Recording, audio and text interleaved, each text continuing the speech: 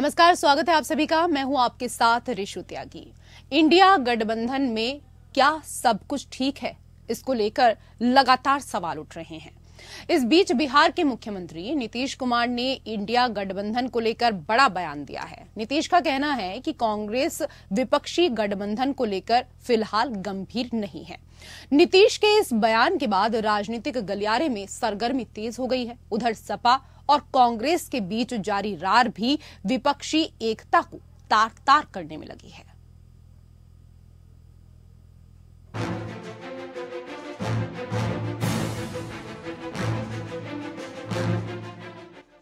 मौका था पटना के मिलर स्कूल ग्राउंड में आयोजित सीपीआई की रैली का, जिसमें बिहार के मुख्यमंत्री और जेडीयू अध्यक्ष नीतीश कुमार भी शामिल हुए। इस दौरान सीएम नीतीश कुमार ने कांग्रेस को निशाने पर लिया। नीतीश कुमार ने कहा कि कांग्रेस पार्टी अभी विधानसभा चुनाव में ज्यादा दिलचस्पी ले रही है। ऐसे में कांग्रेस पार्टी को विपक्षी एकता से कोई मतलब नहीं है। नीतीश ने कहा, आजकल इंडिया को लेकर कोई काम नहीं हो रहा है, हम सबको एक साथ लेकर चलते हैं। कांग्रेस 5 राज्यों में होने वाले विधानसभा चुनावों में व्यस्त है। कांग्रेस पार्टी इंडिया गठबंधन पर कतई ध्यान नहीं दे रही है। नीतीश कुमार ने कहा कि 5 राज्यों में होने वाले विधानसभा चुनाव के बाद दोबारा इंडिया गठबंधन में चर्चा होगी। कांग्रेस पार्टी तो उसी में ज्यादा इंटरेस्टेड है। अभी तो इसको हम लोग कांग्रेस पार्टी को आगे बढ़ाने के लिए हम लोग सब एक जुट होकर काम कर रहे थे, लेकिन अभी उनको कोई इस सब चीज की चिंता है नहीं। अभी तो लगे हुए हैं 5 राज्य के चुनाव, इसलिए 5 राज्य का चुनाव होगा, उसके बाद अपने सबको बुलावेंगे। आजकल कभी कोई चर्चा नहीं हो रही। तो चलिए, अब जो कुछ भी होता है, हम तो देश को एकजुट करने के लिए और देश के इतिहास को लोग बदलना चाहते हैं, उसको ठीक करने के लिए और इनसे जो आज है शासन में से मुक्ति के लिए कर रहे हैं, तो आगे भी हम लोग करेंगे। वैसे नीतीश अगर कांग्रेस से खफा हैं, तो सपा अध्यक्ष अखिलेश यादव भी कांग्रेस से खुश नहीं हैं। भले ही इंडिया गठबंधन के जरिए सपा और कांग्रेस लोकसभा में एक साथ मिलकर चुनाव लड़ने की बात कर रहे हों, लेकिन मध्य प्रदेश चुनाव में सीट बंटवारे के बाद दोनों की राहें अलग दिखती हैं। चाहे आजम खान से कांग्रेस नेताओं की जेल में मिलने की कोशिश की बात हो, या फिर सपा नेता रवि भूषण के निधन में श्रद्धांजलि देने का मामला हो, कांग्रेस सपा से आगे रहना चाहती है, जो उनके बीच की टकरावपूर्ण प्रतिस्पर्धा को दर्शाता है। ऐसे में साफ है कि इंडिया गठबंधन की मुख्य पार्टियां सपा और कांग्रेस आमने सामने आ गई हैं। कि गठबंधन नहीं है तो हम स्वीकार करते हैं गठबंधन नहीं है, और गठबंधन अगर केवल उत्तर प्रदेश में केंद्र के लिए होगा तो उस समय विचार किया जाएगा, और जैसा व्यवहार होगा समाजवादी पार्टी के साथ वैसा ही व्यवहार उनको देखने को मिलेगा। यहाँ पर मध्य प्रदेश विधानसभा चुनाव में सीट बंटवारे पर बात न बनने के बाद ये लड़ाई अब जुबानी जंग में भी बदल गई है। भले ही अखिलेश यादव की तरफ से बड़े नेता का हवाला देकर इस मुद्दे पर मिट्टी डालने का प्रयास किया जा रहा हो, पर कांग्रेस अपने आक्रामक तेवर जारी रख रही है। इसका बेड़ा खुद कांग्रेस के यूपी अध्यक्ष अजय राय ने उठा रखा है। फिलहाल अखिलेश और अजय राय के बीच चल रही फ्रेंडली फाइट में कांग्रेस के शीर्ष नेता बिल्कुल चुप हैं। सपा व कांग्रेस के बीच तल्ख टिप्पणियों के बाद पोस्ट वॉर भी शुरू हुआ। सपा अध्यक्ष अखिलेश यादव को देश का भावी पीएम बताने के पोस्टर पार्टी कार्यालय के बाहर लगाने के बाद कांग्रेस कार्यालय के बाहर राहुल गांधी को 2024 में पीएम बनाने और 2027 के यूपी विधानसभा चुनाव में प्रदेश अध्यक्ष अजय राय को मुख्यमंत्री बनाने के पोस्टर लगाए गए। तो जिस व्यक्ति ने अपने बाप की इज्जत नहीं की, मुलायम सिंह जी को सार्वजनिक मंच से उन्होंने उनकी बेइज्जती की, तो जो अपने बाप की इज्जत नहीं कर पाया, वो हमारे जैसे साधारण कार्यकर्ता, साधारण लोगों की क्या इज्जत उनके मन में है। उधर इंडिया गठबंधन के 2 और दल जेडीयू और आरजेडी के बीच की कलह फिर सामने आ गई है। दरअसल बिहार में एक साथ हुई इतने शिक्षकों की भर्ती को लेकर पिछले कुछ दिनों से क्रेडिट वॉर छिड़ा हुआ है। शिक्षक भर्ती को आरजेडी विधानसभा चुनाव के समय किए गए रोजगार के वादे से जोड़कर डिप्टी सीएम तेजस्वी यादव की उपलब्धि के रूप में पेश कर रही है, और यही बात बिहार में बाहर है, नीतीश कुमार है नारा देने वाली जेडीयू को नागवार गुजर रही है। ऊर्जा विभाग के एक कार्यक्रम में मुख्यमंत्री नीतीश कुमार ने अपनी ही सरकार में आरजेडी कोटे के मंत्री आलोक मेहता को अपना और पार्टी का क्रेडिट लेने में नहीं लगे रहने की नसीहत दे डाली। उधर नीतीश की नसीहत के कुछ ही देर बाद आरजेडी ने एक्स पर एक पोस्टर पोस्ट किया, जो कहा सो किया शीर्षक वाले इस पोस्टर पर तेजस्वी की बड़ी तस्वीर है और उस तस्वीर पर ही 1,20,336 शिक्षकों की नियुक्ति पत्र देने की बात है। बिहार में बेरोजगारी हमेशा ही बड़ा मुद्दा रही है। 1 लाख से अधिक सरकारी नौकरियां देने का क्रेडिट अगर अकेले आरजेडी भुना ले जाती है तो ये नीतीश कुमार और जेडीयू की राजनीति के लिहाज से ठीक नहीं कहा जा सकता। धीरे धीरे 1 लाख परिवारों तक पहुंच के साथ ही युवाओं में तेजस्वी की लोकप्रियता बढ़ना सुशासन बाबू के साथ ही जेडीयू के लिए भी चिंता बढ़ाने वाला साबित हो सकता है। आरजेडी नीतीश के साथ रहते हुए रणनीति के तहत तेजस्वी का ग्राफ बढ़ाने में लगी है और कहा जा रहा है कि इस प्लान को भांपते हुए ही सुशासन बाबू अब खुद मैदान में उतर आए हैं। नीतीश कुमार और जेडीयू दोनों ही सियासी नफा नुकसान का आकलन करने के बाद ही एक्टिव मोड में आए हैं। चर्चा में ये भी है कि नीतीश कुमार भले ही कई बार सार्वजनिक रूप से तेजस्वी को बिहार का भविष्य बताते रहे हैं, सीएम पद पर ताजपोशी के लिए तैयार नहीं होंगे। नीतीश जानते हैं कि अगर वो तेजस्वी को सीएम बनाने का समर्थन करते हैं तो उनका अपनी पार्टी में ही विरोध शुरू होने का खतरा है। ऐसे में साफ है कि इंडिया गठबंधन के साथ आने में समय लगेगा। मतभेद अलग चीज है, लेकिन मनभेद नहीं होना चाहिए। Bureau report, APN. जी हाँ, तो मतभेद अलग चीज है लेकिन मनभेद नहीं होना चाहिए। लेकिन हो ये रहा है कि इस वक्त मनभेद चल रहा है। कांग्रेस का चारों तरफ से विरोध होना शुरू हो गया है, चाहे बिहार में नीतीश कुमार की बात करें या उत्तर प्रदेश में अखिलेश यादव की बात करें। इसी को लेकर करेंगे हम चर्चा। पैनल में कई खास मेहमान हमारे साथ जुड़ चुके हैं। सबसे पहले उनका परिचय आपके साथ करा देते हैं। हमारे साथ बीजेपी की प्रवक्ता अनामिका सिंह जुड़ चुकी हैं, बहुत स्वागत मैम आपका। हमारे साथ कांग्रेस के प्रवक्ता रत्नाकर सिंह जुड़ चुके हैं, आपका भी बहुत स्वागत। हमारे साथ सपा के प्रवक्ता अशोक यादव जी जुड़ चुके हैं, आपका भी बहुत स्वागत अशोक जी। और हमारे साथ जेडीयू के प्रवक्ता प्रोफेसर के त्रिपाठी जी भी जुड़ चुके हैं, आपका भी बहुत बहुत स्वागत। रत्नाकर जी, सीएम नीतीश ने पटना में गुरुवार को कहा कि कांग्रेस पार्टी को विपक्षी एकता से कोई मतलब नहीं है।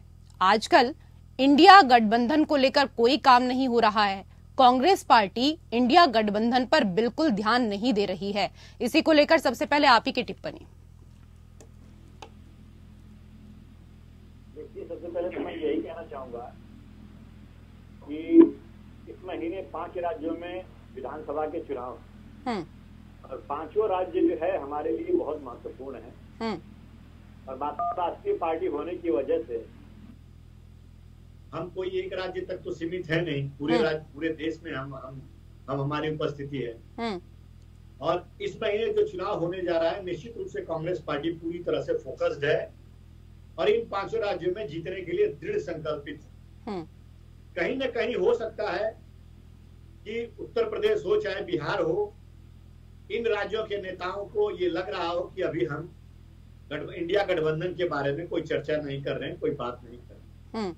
लेकिन मैं आपको बता दूं, इसके पहले हमने 3 इंडिया गठबंधन जो है बैठ के कर चुके हैं, पटना में, बेंगलुरु में और मुंबई में। लेकिन कहीं ना कुछ ऐसा होगा ना जो नीतीश कुमार को ऐसे मंच से आपके लिए ये बोलना पड़ा कि आप बिल्कुल ध्यान नहीं दे रहे हैं। वही तो मैं कह रहा हूँ। अभी चूंकि हम लोग निश्चित रूप से 5 राज्यों के चुनाव में व्यस्त हैं, तो ये चीज तो उनको भी समझ में आनी चाहिए, ये तो बाकी लोगों को भी समझ में आना चाहिए। हाँ, तो उनको देखिए क्या है कि रेशु जी, आज परिस्थिति ऐसी है कि राज्यों के चुनाव जो है वो बहुत महत्वपूर्ण मायने रखते हैं हमारे लिए। और 5 राज्यों में जहां पे पिछली बार भी हम छत्तीसगढ़ जीते थे, राजस्थान जीते थे, मध्य प्रदेश भी जीते थे और मिजोरम तेलंगाना जो है हम नहीं जीते थे, लेकिन इस बार की परिस्थिति हम 5 राज्यों में जीतने की। मैं उसको लेकर बात ही नहीं कर रही ना रत्नाकर जी, मैं तो उस पॉइंट पर हूं ही नहीं जहां आप बात कर रहे हैं। मैं आप चुनाव जीत रहे हैं, हार रहे हैं, क्या हो रहा है क्या नहीं हो रहा है उसको लेकर तो मैं चर्चा ही नहीं कर रही। मैंने तो सिंपल सा आपसे जो सवाल किया कि नीतीश कुमार कह रहे हैं कि आपका बिल्कुल भी इंडिया गठबंधन के ऊपर फोकस नहीं है, आपकी जो उसमें जिम्मेदारियां होनी चाहिए आप वो जिम्मेदारी नहीं निभा रहे हैं। मैंने उस पर आपसे टिप्पणी करने के लिए कहा है। जो बयान उन्होंने मंच से दिया है, आपको क्या लगता है ऐसी क्या तत्काल नौबत आन पड़ी कि उनको ऐसा बयान देना पड़ा? रेशु जी देखिए, क्षेत्रीय पार्टियां हैं और क्षेत्रीय पार्टियों की अपनी अलग विचारधारा है, उनका अलग एक वोटर्स हैं, वोट बैंक। अब अलग विचारधारा वाली तो बात नहीं रही ना, अब तो साथी हो गए हैं, अब तो आपकी विचारधारा भी सबकी एक ही होनी चाहिए। नहीं मुद्दे हम कॉमन मिनिमम प्रोग्राम पे लड़ाई लड़ रहे हैं। कोई हमारी विचारधारा और भारतीय जनता पार्टी की विचारधारा एक थोड़ी हो सकती है। नहीं, आपकी और बीजेपी की तो एक नहीं हो सकती, लेकिन गठबंधन की तो एक हो सकती है ना। इसी एजेंडे को लेकर तो आप लोग चल रहे हैं। अब विचारधाराएं आपकी अलग अलग होंगी तो साथ में कैसे चलेंगे आप लोग? रेशु जी हमारा एजेंडा क्या है?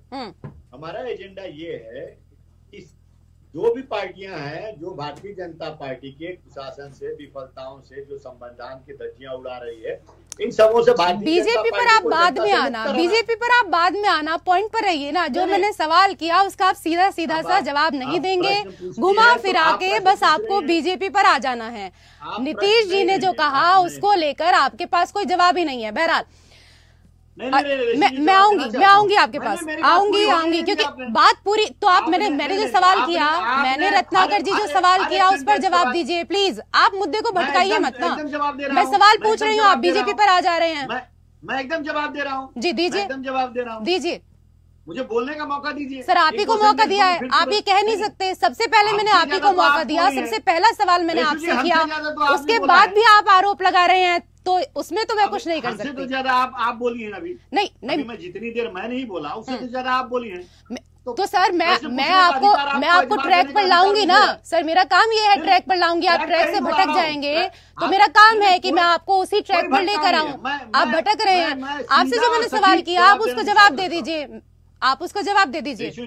रेशु जी मैं सीधा और सटीक जवाब देने में विश्वास रखता हूँ, मैं कहीं इधर उधर जाने की बात नहीं करता हूँ। आपने जो प्रश्न पूछा उसी प्रश्न का जवाब है मेरे। जी बताइए। ठीक है, आपने कहा कि हमारी सबकी विचारधारा एक हो गई है, इस तरह की बातें आप अपने से कह सकती हैं, आप स्वतंत्र है, व्यक्ति की आजादी है, कर सकती है।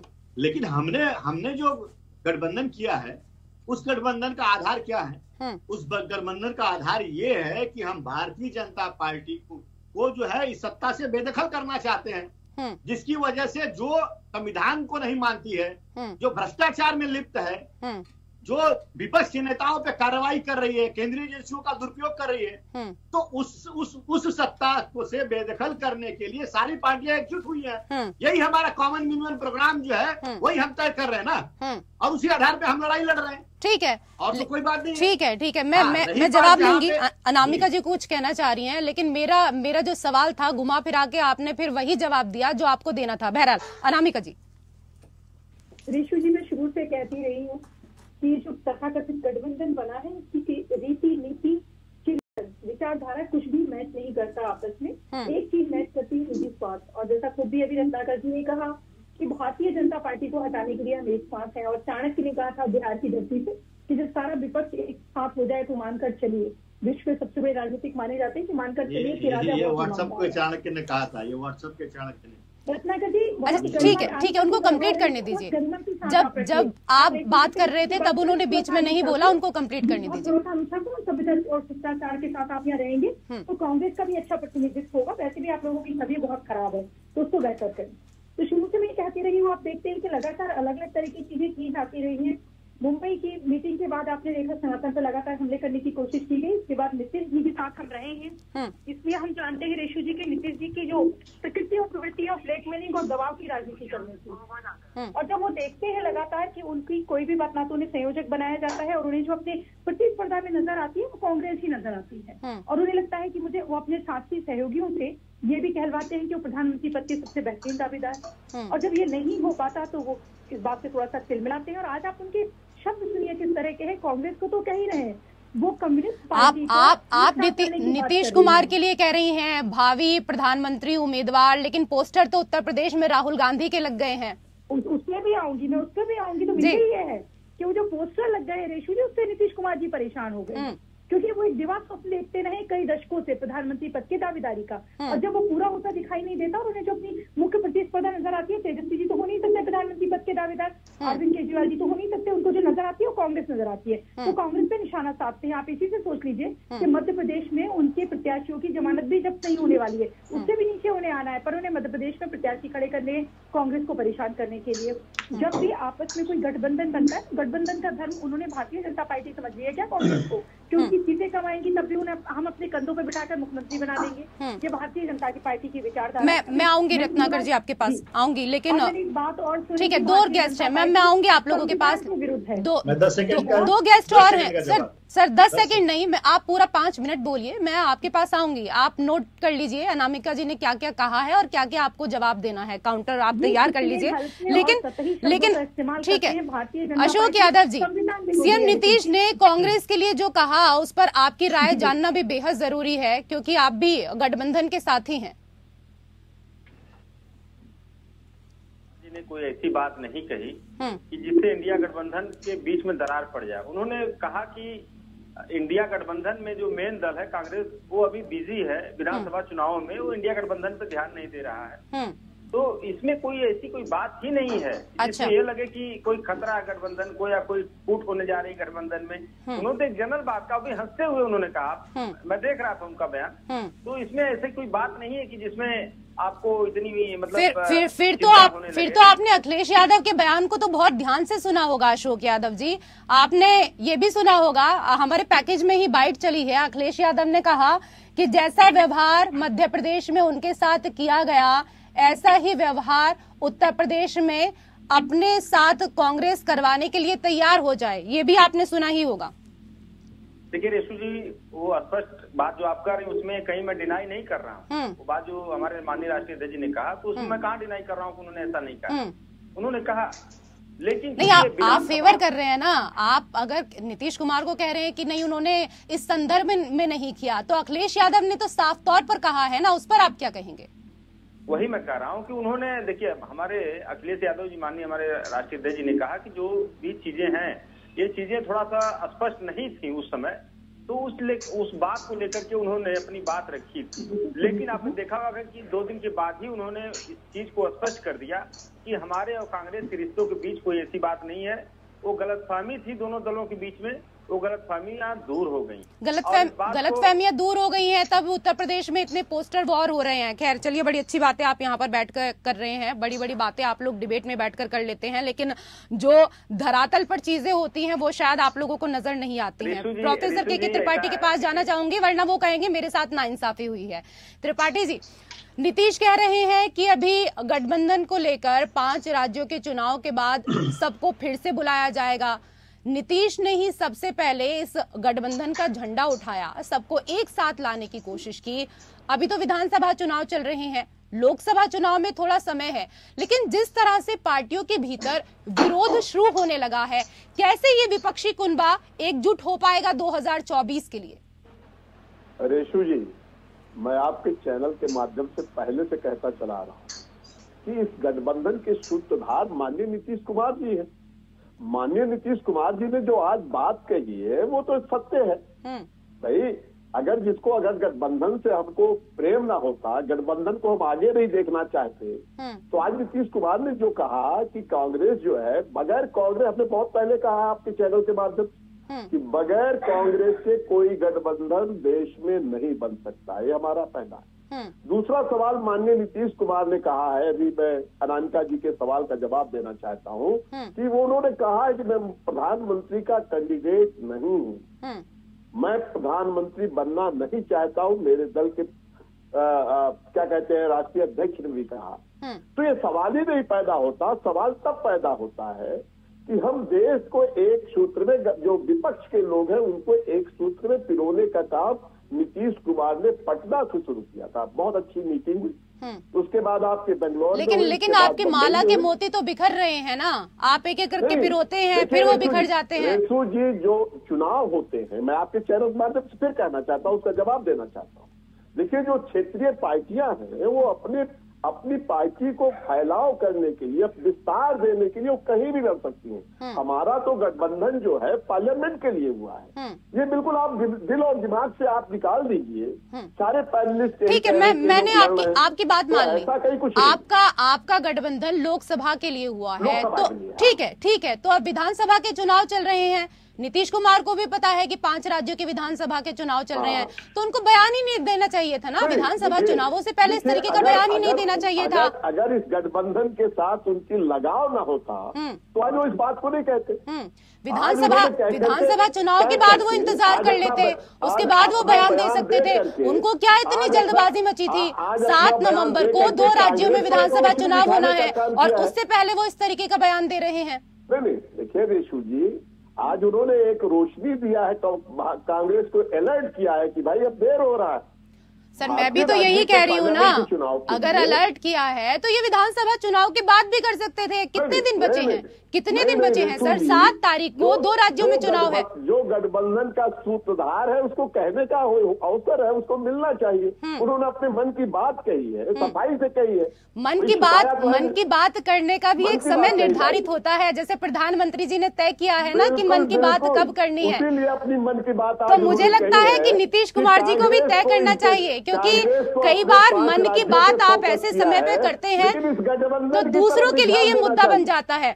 कि बिहार के मुख्यमंत्री पटना के मिलर हाई स्कूल मैदान में आयोजित बीजेपी हटाओ देश बचाओ रैली में शामिल होने के लिए पहुंचे, लेकिन यहां कांग्रेस के एकला चलो की रणनीति से शायद वो काफी आहत हुए हैं, काफी दुखी वो हुए हैं और शायद इस वजह से उनको ऐसे समय में ये सब कुछ कहना पड़ा जब 5 राज्यों में विधानसभा के चुनाव है।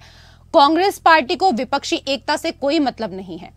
चुनाव से पहले ही इंडिया गठबंधन जिस तरीके से थोड़ा थोड़ा बिखरने लगा है, अब शायद थोड़ा चैन की नींद आप लोग भी सो पाएंगे, क्योंकि अभी तक तो इंडिया गठबंधन की वजह से आप लोगों के चेहरों का जो सुकून है वो भी कहीं ना कहीं छीना हुआ था।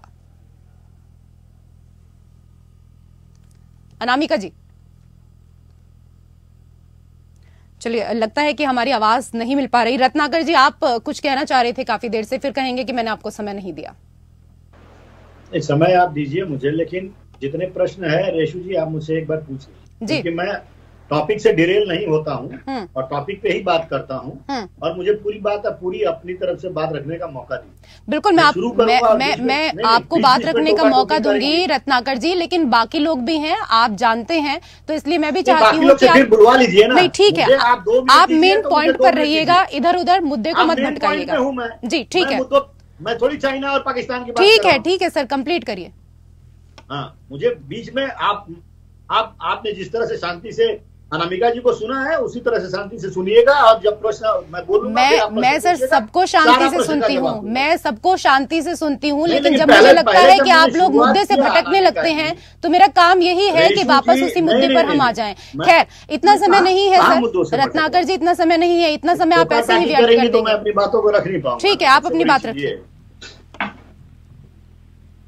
देखिए, सबसे बड़ी चीज तो ये है कि भारतीय जनता पार्टी हमारे ऊपर आरोप लगा रही है कि हमारा गठबंधन टूट रहा है, कमजोर हो रहा है, कोई पार्टी का नेता कुछ बोल रहा है, कोई पार्टी का नेता कुछ बोल रहा है, कोई मीटिंग में से चला जा रहा है, कोई आया ही नहीं। इस तरह के तमाम जो है ये ह्यूमर जो है फैलाते रहते हैं। लेकिन सच्चाई क्या है रेशू जी? सच्चाई यही है ना कि हमारा दल तो 15 से शुरू हुआ था और 28 हो गया, और आज एनडीए का कुनबा जो 38 दल था, अभी पिछले महीने एआईएडीएम के उनसे संबंध तोड़ लिया, जेडीएस भी जाने की राह पे और तमाम अन्य पार्टियां हैं जो जाने की राह पे हैं। तो हमारे ऊपर आरोप लगाने से पहले ये खुद के गिरेबान में झांक कर देख लें कि क्या सही है और क्या गलत है। और इनकी बौखलाहट इतनी क्यों है आपको पता है? इसलिए बौखलाहट है कि जो हमारा वोट बिखरा पड़ा था वो सारे हम इस गठबंधन के माध्यम से एकजुट होकर भारतीय जनता पार्टी को 450 सीटों पे एक कैंडिडेट खड़ा करके हम चैलेंज दे रहे हैं। इसलिए इनके पेट में दर्द हो रहा है और इतना बौखलाए हुए हैं और हमें बदनाम करने की कोशिश कर रहे हैं और चाह रहे हैं कि किसी भी तरह से ये गठबंधन टूट जाए। यही इनकी मंशा है। तीसरी चीज मैं कहूंगा कि ये मैं हमारे ऊपर आरोप लगा रही थी कि मध्य प्रदेश चुनाव में कोलैबोरेशन नहीं हुआ तो समाजवादी पार्टी नाराज हो गई। अरे ये तो सारे लोगों ने स्पष्ट कर दिया है। सब लोगों ने कहा कि जो ये गठबंधन है वो निश्चित रूप से लोकसभा चुनाव के लिए, 2024 के चुनाव के लिए, विधानसभा चुनाव के लिए कोई गठबंधन नहीं है। और ये पूर्ववत में भी देखा गया है रेशु जी कि एनडीए गठबंधन जब बना था उसके इतर जेडीयू भी चुनाव अकेले लड़ा है। तो इसका क्या मतलब है कि उस समय क्या वो जेडीयू बगावत कर लिया था भारतीय जनता पार्टी से? कहने का मतलब ये है कि ये तमाम चीजों को आरोप जो है हमारे ऊपर मढ़ेंगे, लेकिन अपने गिरेबान में कभी नहीं झांके। तीसरी चीज मैं कहना चाह रहा था जी कि आपने कहा कि माला के मोती है बिखर रहे हैं, ये चीज आपने कहा था। माला के मोती हैं ये सब बिखर रहे हैं।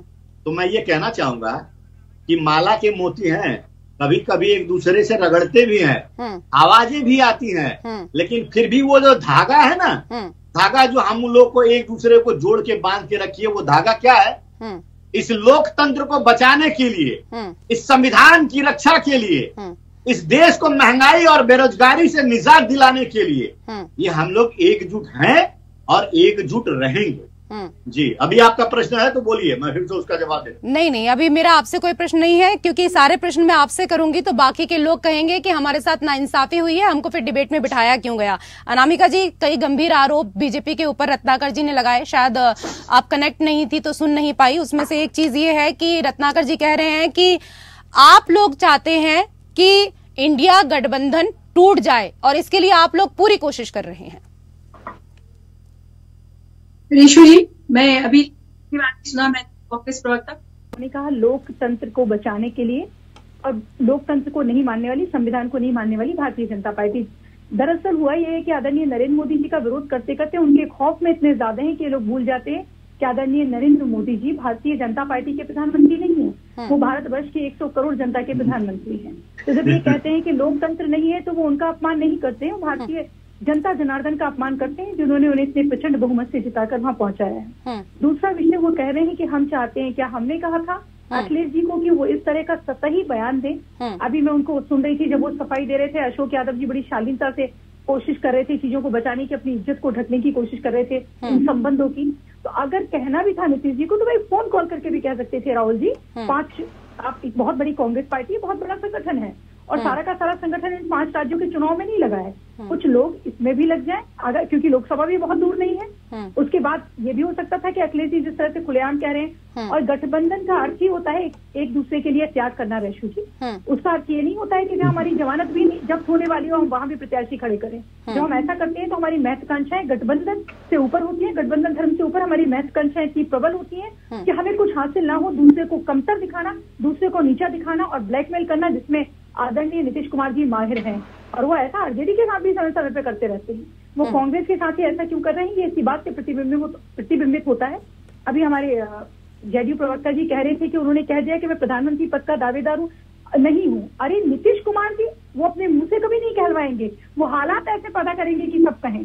इसके लिए उन्होंने जातीय जनगणना का शगुफा छोड़ा था, इसलिए वो सारी चीजें कर रहे हैं। अभी तो इस बात से भी परेशान है कि जो नियुक्तियां हुई हैं, यद्यपि इसमें बहुत तरह की धांधली है, बहुत तरह का असंतोष है प्रदेश में, पर उसका क्रेडिट भी कहीं तेजस्वी जी को न मिल जाए, इस बात को लेकर वो परेशान है। तो ये नीतीश कुमार जी की प्रवृत्ति है ब्लैकमेलिंग और दबाव की राजनीति करने की। और कांग्रेस भारतीय जनता पार्टी को किसी से बौखलाने की आवश्यकता नहीं है, क्योंकि हमारा कार्यकर्ता 365 दिन काम करता है। हम सेवा के लिए राजनीति करते हैं और हमारे आसपास की प्रतिस्पर्धा में भी ये नहीं है ये गठबंधन, ठीक है, विचारधारा राष्ट्र। ठीक है, मैं आऊंगी। त्रिपाठी जी कुछ कहना चाह रहे हैं, लेकिन उससे पहले मैं जरा यहाँ पर बात कर लूं अशोक यादव जी से भी, क्योंकि आप भी बड़ी देर से बचाव कर रहे हैं। आप ये बताइए, अजय राय का बयान तो आपने सुना ही होगा, मुझे नहीं लगता कि मुझे शायद वो दोहराने की जरूरत है कि उन्होंने क्या कहा। अगर आप सब लोगों के बीच सब कुछ ऑल इज वेल है तो इस तरह के बयान क्यों दिए जाते हैं? अखिलेश यादव के लिए उन्होंने क्या कहा, क्या मुझे बताने की जरूरत है? रेशु जी देखिए, बीती ताई बिसारी आगे की सुधलेव, कांग्रेस का शीर्ष नेतृत्व, हमारे माननीय राष्ट्रीय अध्यक्ष से बात हो गई, सारी चीजें सॉर्ट आउट हो गई। अब उसमें प्याज का छिलका खोलने से छिलके के अलावा कुछ मिलता नहीं। मतलब पहले आप लोग पहले मुंह खोल के अब शब्दों की बौछार कर दो और उसके बाद कह दो कि सब कुछ ठीक हो गया है हमारे बीच में, कोई दिक्कत नहीं है। रिशु जी देखिए ऐसा है, बस मैं आपसे 30 सेकंड लूंगा। सबसे बड़ी बात यह है कि भारतीय जनता पार्टी की प्रवक्ता भी अनामिका बहन कह रही थी त्याग की भावना होनी चाहिए हमारे मतलब गठबंधन के साथियों के साथ। ये त्याग दिखाते हैं लोग।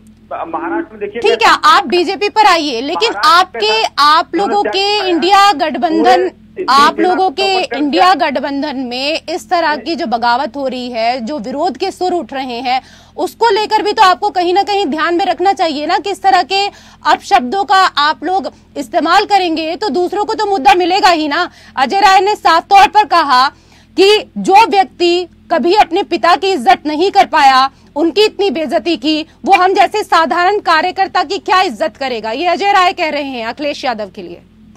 ऋषि जी मैं बोलूं, अभी आप देखिए दिक्कत क्या है, फिर मैं कुछ कहूंगा तो आपको कहने लगेगा कि कैसे कर रहे हैं आप। कांग्रेस के प्रवक्ता बोल रहे हैं या मैं बोल रहा हूँ, तो आप बोलने नहीं दे रही हैं। मैं तो सर सिर्फ एक सिंपल से आपसे जवाब मांग रही हूँ। मैं क्यों नहीं बोलने दूंगी? मैं कौन होती हूँ कि आपको बोलने नहीं दूंगी? और आपको बोलने के लिए बुलाया है ना, बोलने के लिए बुलाया और क्या करने के लिए बुलाया है सर? इस तरह डिबेट नहीं हो पाएगी। कैसे होगी? जब आपके ऊपर बात आ जाती है, जब आप लोगों के ऊपर, आप लोग कुछ भी कहिए, आप लोग खुले मंच से एक दूसरे के लिए कुछ भी कहिए तो कोई दिक्कत नहीं है। वही सवाल हम लोग आपसे पूछ लेते हैं तो आप चिढ़ जाते हैं कि हमसे भाई ये सवाल क्यों पूछ लिया। आप अजय राय को बोलिए ना कि उन्होंने इस तरह की भाषा का इस्तेमाल क्यों किया, आप उनसे पूछिए ये सवाल। आप ये चाह रहे हैं कि विपक्षी पार्टी प्रवक्ताओं को बुला के यहाँ पे ह्यूमिलिएट किया जाए। मैं क्यों चाहूंगी सर? आप तो तीन लोग हैं, आप तो तीन लोग हैं, वो एक महिला है यहाँ पर। मैं ये नहीं कह रही हूँ, आप तो 3 लोग हैं। ये फेयर नहीं है। मैं बड़े बात फेयर की और उसकी नहीं है। मैंने सिंपल सा आपसे सवाल पूछा, आपको चुभने लगा। ये मैंने नहीं कहा ना, ये अजय राय ने कहा है। आप जवाब दीजिए, आप जवाब दीजिए ना सर। मुझे आपकी एक्टिविटी चुभ रही है जो आप बोलने नहीं दे रही सर। ऐसा है ना, सिंपल सी बात ये होती है कि जब सीधे सीधे सवाल आपसे किए जाते हैं तो वो चुभते हैं, वो कांटे की तरह चुभते हैं, क्योंकि आप लोगों के पास कोई जवाब नहीं होता है। बहरहाल त्रिपाठी जी, इस तरह से डिबेट नहीं हो पाएगी। मैं डिबेट नहीं कर सर। आप बहुत सारे चैनल्स में बैठते होंगे, मैं हर दिन डिबेट करती हूँ, तो कृपया मेरा काम आप मुझे ना समझाएं, मेरा आपसे निवेदन है। त्रिपाठी जी, बड़ी शिद्दत के साथ बताना चाहता हूँ कि लगभग हमारा 17 वर्षों का गठबंधन भारतीय जनता पार्टी के साथ है और भारतीय जनता पार्टी अनटचेबल थी। 98 में माननीय जॉर्ज फर्नांडिस साहब ने आ करके उसको टचेबल बनाया और उसके संयोजक बने जी।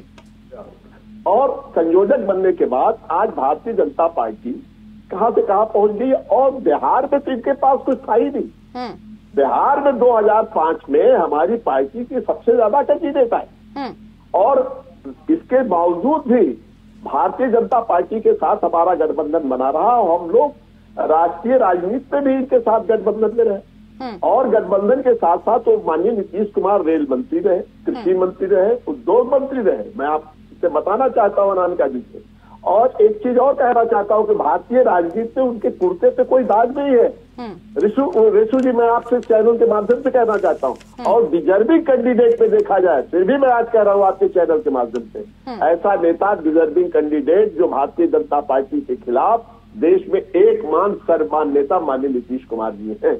माननीय नीतीश कुमार के पास ना तो फैक्ट्री है ना तो दुकान है और जो एजेंडा सेट किया भारतीय जनता पार्टी के प्रधानमंत्री जी ने, उस एजेंडे पे अगर कोई खरा उतरने का काम करेगा, उन्होंने कहा है भ्रष्टाचार, परिवारवाद, तुष्टीकरण, ये तीनों चीजें दूर दूर तक हमारे साथ नहीं है।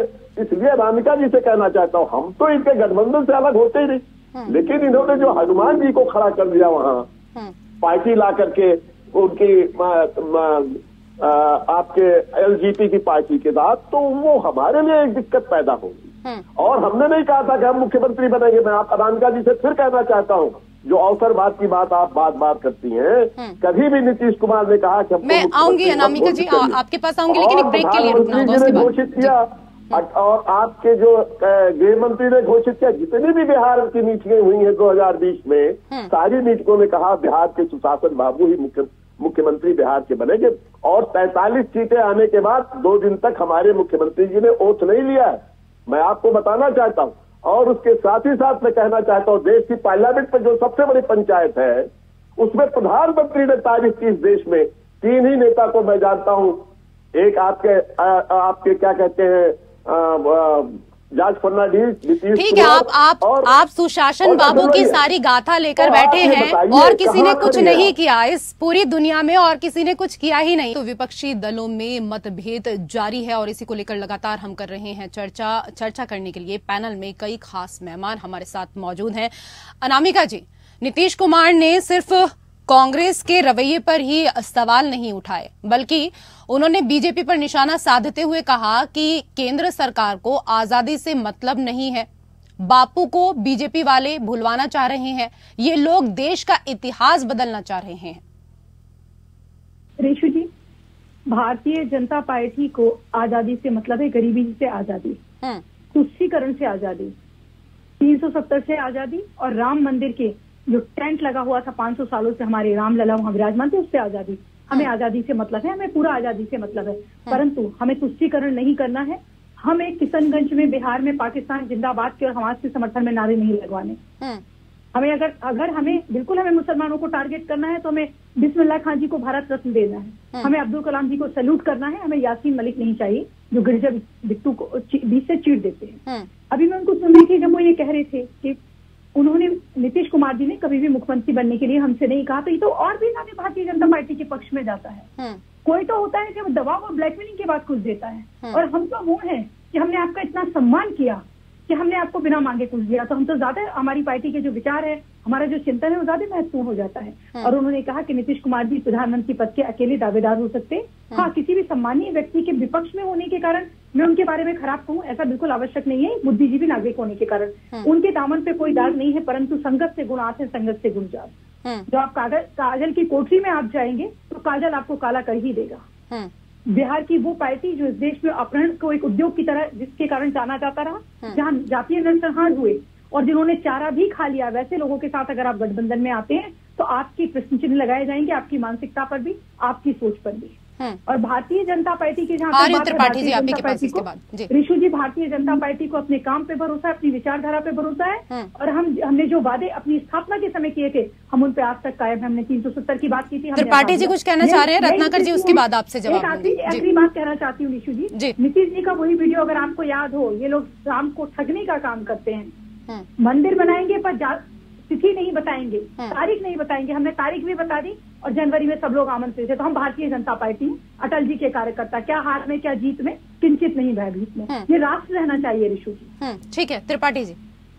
देखिए, अनामिका जी का सवाल तो ये है, चिराग पासवान को जब आपने खड़ा कर दिया 2020 में, तो हमारी पार्टी को हमने खड़ा नहीं किया, और खासकर जहाँ जहाँ लड़ी। नहीं देखिए अनामिका जी, हमारा कष्ट जो है, हमारी तकलीफ जो है, आपके पास कितने एलाइज थे, आप सब छोड़ करके अलग हो गए।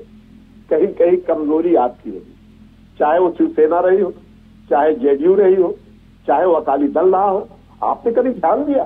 जिन्होंने आपको चलना सिखाया भारतीय राजनीति पे, आप जिन लोगों ने खून पसीने से आपको खड़ा किया, आपने उन्हीं को बाहर कर दिया। और चिराग पासवान को खड़ा करके आपने हमारी सीटें कब करा दी। तो हम अपनी पार्टी को आत्महत्या करते हुए तो नहीं देखना चाहते। नीतीश कुमार ये नहीं चाहते कि सुसाइडल में से मोड में चलेगा।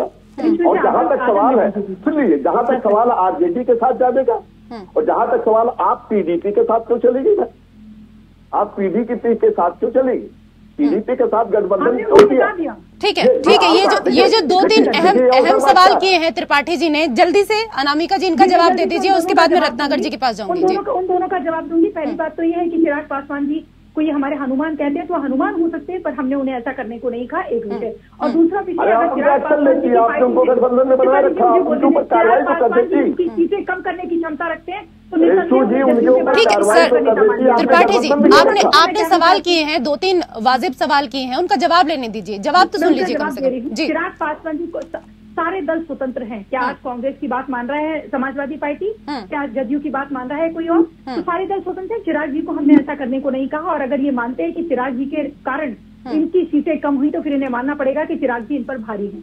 दूसरी बात, नीतीश कुमार जी के स्वभाव की मैं बताना चाहती हूँ, तीनों बातों के जवाब दूंगी। हमारे साथ गठबंधन में रहते हुए उन्होंने पूर्वोत्तर में अपने प्रत्याशी खड़े किए थे, उनका स्वभाव। गठबंधन तो हमारा पार्लियामेंट का ये है, हमारा गठबंधन राज्यों के चुनाव के लिए नहीं है। राष्ट्रवाद के विरुद्ध जाएगा, भारत माता के विरुद्ध जाएगा। हम सत्ता में रहे ना रहे, वैसे लोगों के साथ हम कभी गठबंधन नहीं करेंगे। हम उन सांस्कृतिक राष्ट्रवाद की धरातल पर खड़ा होकर राजनीति करेंगे। हमारे लिए राष्ट्र प्रथम है, सत्ता रहे ना रहे। ठीक है, राष्ट्र प्रथम है, लेकिन जो उन्होंने अहम सवाल किए थे वो कहीं ना कहीं आप भी मतलब उनका सही तरीके से आपने जवाब नहीं दिया, गोलमोल तरीके से जवाब दिया है। ठीक है, रत्नाकर जी थोड़ा समय दीजिएगा। ऋषि जी कोई प्रश्न है तो पूछ लीजिए। जी नहीं, अनामिका जी ने जो आप कहा पहले कंप्लीट कीजिए। अनामिका जी ने जो कहा है उसी पे मैं जवाब देने वाला। जी देखिए, ये कह रही थी कि हम लोग विरोध का स्तर हमारा इतना गिर गया है कि देश के प्रधानमंत्री का विरोध करना है। अरे भाई, देश के प्रधानमंत्री हैं और लोकतांत्रिक व्यवस्था, अगर कुछ गलत करेंगे तो हम विरोध जरूर करेंगे। कृषि कानून उन्होंने नहीं पास कराया ना, आपकी पार्टी आपकी सरकार ने ही कराया, तो हम विरोध करेंगे। तो इस तरह फिर उन्होंने वापस लिया, तो ये तो लोकतंत्र है, विरोध करेंगे। और क्या प्रधानमंत्री जी सिर्फ 82 करोड़ देश की जनता के प्रधानमंत्री हैं कि 140 करोड़ जनता के प्रधानमंत्री हैं? ये मुझे बता दीजिएगा। क्योंकि वो जब जाते हैं कर्नाटक में तो जय बजरंगबली बोल के कहते हैं कि वोट दीजिए। तो तुष्टीकरण की राजनीति कौन कर रहा है? इस पे भी आपका जवाब मुझे चाहिए, वो जवाब दे दीजिएगा। दूसरा, ये कह रही थी कि कांग्रेस पार्टी इतना बड़ा संगठन है, ये इंडिया गठबंधन को भी संभाल सकता है, चुनाव को भी संभाल सकता है। निश्चित रूप से संभाल सकता है, लेकिन जब हम पूरी शिद्दत के साथ 5 राज्यों में चुनाव लड़ रहे हैं तो आपको ऐसा लग रहा है कि सारा जो है पार्टी वहां पे चुनाव लड़ रही है, सारे लोग जो है वहां पे ही आ गए हैं और वो इंडिया गठबंधन को संभाल ले रहे हैं। लेकिन मैं प्रश्न पूछना चाहूंगा आपसे फिर से, हैदराबाद का निकाय चुनाव हुआ था रेशु जी। तो निकाय चुनाव मतलब नगर पालिका का चुनाव होता है, जो वो छोटा चुनाव होता है, ठीक है। जो लोकल लीडर्स जो होते हैं वो पर्याप्त होते हैं उन चुनाव को हैंडल करने के लिए और लड़ाई लड़ते हैं। लेकिन उस चुनाव में देश के प्रधानमंत्री, गृह मंत्री, रक्षा मंत्री, राष्ट्रीय अध्यक्ष, तमाम मुख्यमंत्री, उत्तर प्रदेश के तमाम मुख्य जो लोग जो है वो एक निकाय के चुनाव में जाते हैं। तो आपके लिए 365 दिन चुनाव इंपॉर्टेंट है। मैं मानता हूं आप कह रही हैं कि हम 365 डेज जो है हम संगठन और चुनाव के लिए खड़े रहते हैं। ठीक है, ये मानता हूं मैं जवाब, लेकिन आप देश के लिए कब खड़े रहते हैं? ठीक है, मैं जवाब ले देश के लिए कब खड़े रहते हैं? अगर आप देश के लिए खड़ी रहती, अगर आपके लिए राष्ट्र प्रथम होता तो महंगाई आज चरम पे नहीं होती, कमर तोड़ महंगाई नहीं होती। ठीक है, लेकिन एक चीज ये अनामिका जी, किसान जो है आत्महत्या नहीं करते। ठीक है सर, मुझे जवाब लेने दीजिए रत्नाकर जी। अनामिका जी, आप हमेशा कहती हैं कि जो प्रधानमंत्री होते हैं वो किसी पार्टी के नहीं है, बल्कि वो देश के प्रधानमंत्री हैं। चलिए हम इस बात को मानते हैं कि वो पूरे देश के प्रधानमंत्री हैं, लेकिन प्रधानमंत्री को भी तो अपनी गरिमा का पता होना चाहिए। अक्सर आपने देखा चुनावों के समय या वैसे भी किसी मंच पर जाते हैं तो प्रधानमंत्री हमेशा कांग्रेस को कोसने का कार्य करते हैं। क्या प्रधानमंत्री जिस तरीके से कांग्रेस को कोसने का कार्य करते हैं, मंचों से कांग्रेस के लिए इस तरीके से बोलते हैं, राहुल गांधी के लिए जिस तरीके से भाषण देते हैं, क्या वो सही है? आप एक लाइन में ये जवाब दे दीजिए। पहले तो मैं पहले आपकी बात का जवाब दूं या कांग्रेस प्रवक्ता की बात का जवाब? दोनों का दे दीजिए, एक साथ दोनों का दे दीजिए। पहले मैं उनकी बात पे आना चाहती हूँ कि 80 करोड़ बनाम 140 करोड़। जब हमने उज्ज्वला बनाई तो हमने जाति पाति देखकर और धर्म देखकर नहीं बनाई। और फिर इनसे ये क्या कहेंगे, प्रधानमंत्री ने खुले मन से कहा है आज नीतियां बनेगी पूरे देश की जनता के लिए, नीतियां बनेगी सामान्य अनुशासन, नीतियां पूरे देश की जनता के लिए। आप सिर्फ एक विशेष समुदाय के लिए नहीं बना सकती। आपके प्रधानमंत्री ने तो खुले मन से आप जवाब दीजिए ना, प्रधानमंत्री 82 करोड़ के है, 140 करोड़ के है, ये जवाब दीजिए। प्रधानमंत्री ने खुले मन से कहा था कि इस देश के हम 140 करोड़ की आबादी के हमारे प्रधानमंत्री हैं। आपके प्रधानमंत्री ने तो खुले मन से कहा था कि इस देश के संसाधनों पर पहला अधिकार मुसलमानों का है। हम कहते हैं कि देश के संसाधनों पर पहला अधिकार, झूठ बोल रहे हैं। इस तरह के वक्तव्यों पे FIR भी हो चुकी है, कार्रवाई भी हो चुकी है। शायद अनामिका जी भूल चुकी है, आज टेलीविजन पे ये फिर से झूठ बोलने का काम कर रही है। मनमोहन सिंह ने कभी इस तरह का वक्तव्य नहीं दिया था। उन्होंने अल्पसंख्यकों की बात नहीं की थी, उन्होंने सारे जो शोषित वंचित समाज है सारे लोगों की बात की थी और इस पे कार्रवाई भी हुई है। ये झूठ जो बोल रहे हैं उस पर कार्रवाई भी हुई है और आपको रेशु जी इस पर रोकना चाहिए, इनको झूठ का पर्दाफाश करना चाहिए। मुझे पूरी उनकी बात जरा कंप्लीट सुनने दीजिए। रत्नाकर जी कंप्लीट सुनने दीजिए, सब लोग सुन रहे हैं। आप किस बात से मुकरेंगे? इतिहास को कितना मिटाएंगे? क्या आप कश्मीर के मुसलमानों के विस्थापन से मुकरेंगे? क्या आप मुकर जाएंगे इस बात से? आप दूसरे मुद्दे पर चली गई अनामिका जी, आप दूसरे मुद्दे पर चली गई। आप चाहते हैं, अपने लिए चाहते हैं कि आपके लिए कोई इस तरह की भाषा का शब्द जो है इस्तेमाल ना करें, इस तरह की भाषा का प्रयोग ना किया जाए। आप लोग चाहते हैं कि हमेशा अनुशासन होना चाहिए, लेकिन जब ये उम्मीद आप लोगों से की जाती है तो इस अनुशासन को आप लोग क्यों नहीं बना पाते? जैसा कि मैंने पहले भी कहा कि आप कहते हैं कि प्रधानमंत्री पूरे देश के हैं, किसी पार्टी के नहीं हैं, तो वो क्यों मंचों से कांग्रेस के लिए इस तरह के शब्दों का इस्तेमाल करते हैं? क्यों राहुल गांधी के लिए, क्यों प्रियंका गांधी के लिए, क्यों सोनिया गांधी के लिए? और जो कांग्रेस के दिग्गज इस दुनिया में नहीं रहे, उनका भी नाम उछाला जाता है विधानसभा चुनावों में। तो कहीं ना कहीं आप लोगों को, बीजेपी के तमाम दिग्गजों को भी इस चीज के बारे में सोचना चाहिए। अनामिका जी, आप लोगों को भी विचार करना चाहिए। समय का अभाव है मेरे पास, माफी चाहूंगी, आप लोगों को अब और समय नहीं दे पाऊंगी। बहुत बहुत शुक्रिया आप सभी मेहमानों का हमारे साथ लोकतंत्र में चर्चा करने के लिए। मेरे साथ लोकतंत्र में फिलहाल इतना ही। नमस्कार।